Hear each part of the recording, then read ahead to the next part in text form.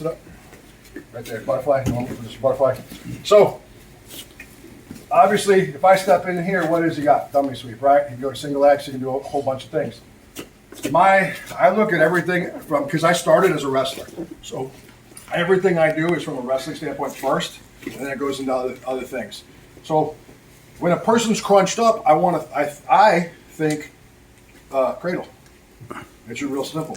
But the way he's at now, I don't want to invert trying to go for a cradle and then possibly get in a bad position.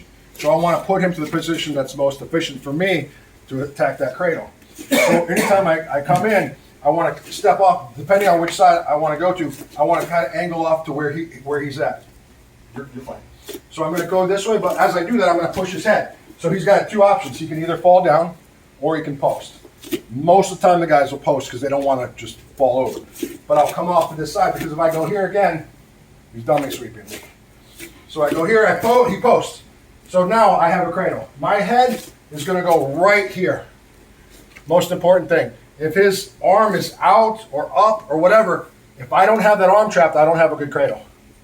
I can still cradle him, but he can get out. Wrestling, I can pin him. But jiu-jitsu, he can get out because it's not about the pin. So I have to bring my head to that side. Again, I don't step this, always step out. And whichever one, I'm going to move slightly off to the side. And I'm going to push the head the direction I want it to go. He posts. I go here, my head goes down. I go here. I drive. I stay on my toes. Now, I turn and I take the choke. Again, what's my thing? No thumbs, right? Because if I have my thumb, he's got all this space. No thumbs, no space. I grab his lat. His head is slightly turned.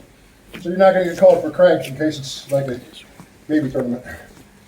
And I just turn it and catch him. Okay, so, okay.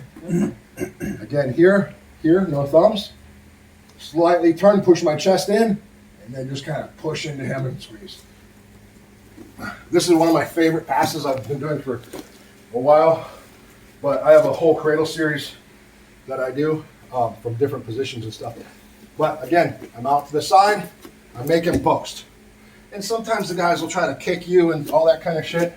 I'm a heavier guy, so I usually don't have to worry about them kicking me.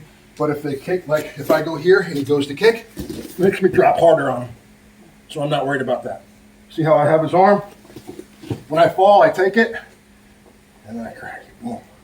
Super simple. But if I go here and I post, and his arm's out, let's say I go here, no, get your arm out of there, like off to the side like this. And I'm like this. Okay, now I don't have that same choke, but I have another choke I can do. I just go for a rear naked choke here. And get the same thing. So basically, now I'm cranking them. So I go here, I get a rear naked choke grip, and I squeeze. But I don't like to go to my back if I don't have his arm in.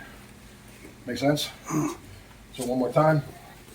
We're here, and sometimes they'll scoot forward or whatever, put his hand on the mat, try to scoot. Boom! I'm already in the position. My head goes down. I hit the cradle, lock my hands. My knees do not touch. When I'm ready to invert, it's right there. Everything is there. Now I make sure I bring my chest in, and I don't have to catch his legs. I just walk my chest in and pull. And 1, 2, 3.